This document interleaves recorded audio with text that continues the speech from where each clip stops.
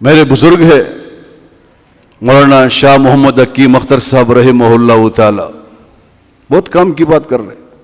فرمایا میں نے ایک دفعہ اپنے ایک دوست کو فون کیا، یہ نازبات کا واقعہ مجاہد کالونی کا، کیسے ہوئے، خیریت سے ہو؟ کہا ٹھیک ہوں، خیریت سے ہوں۔ کیا کر رہے ہو؟ کہا سالن بنا رہا ہوں، کھانا بنا رہا ہوں۔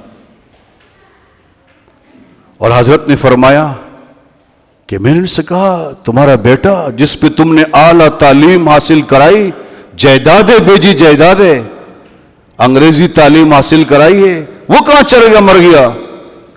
کہا وہ اور اس کی بھی دونوں مجھے چھوڑ کر چلے گئے اور میں اکیلے گھر میں ہوں۔ اعلیٰ تعلیم حاصل کرائی۔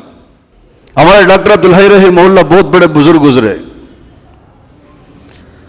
ان کے والد ہیں محمود الحق جج تھے غالباً، اعلیٰ تعلیم یافتہ، ہندوستان کی بات۔ جلسے میں ان کا بیان تھا، وہ بیان کر رہے، لوگوں سے ایک سوال کیا جی صاحب، فرمایا میں آپ سے آج ایک سوال کرتا ہوں، بچوں کو کون سی تعلیم دلانی چاہیے، انگریزی یا اسلامی؟ خود انگریزی تعلیم حاصل کی محمود الحق نے۔ لوگوں نے کہا آپ زیادہ جانتے ہیں، بڑے ہیں، آپ کی صدارت میں جلسہ ہو رہا ہے، آپ مہمان خصوصی ہے، آپ ہم سے زیادہ جانتے ہیں، کون سی تعلیم؟ فرمایا پھر سنو، فرمایا میرے 5 بیٹے ہیں، 5،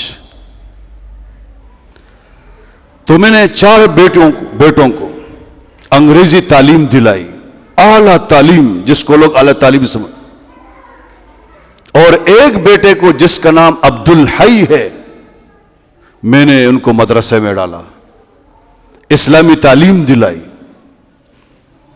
فرمایا جب میں گھر میں آتا ہوں، گھر میں پانی مانگتا ہوں، جب میرا بیٹا عبدالحی نہیں ہوتا ہے اور 4 بیٹے ہوتے ہیں، میں کہتا ہوں مجھے پانی چاہیے، فلاں چیز چاہیے، تو یہ 4 تعلیم یافتہ اپنے اپنے نوکروں سے کہتے ہیں اٹھو بھائی، ابو کو پانی پلاؤ، ابو کو یہ دو، ابو کو یہ دو، خود نہیں اٹھتے۔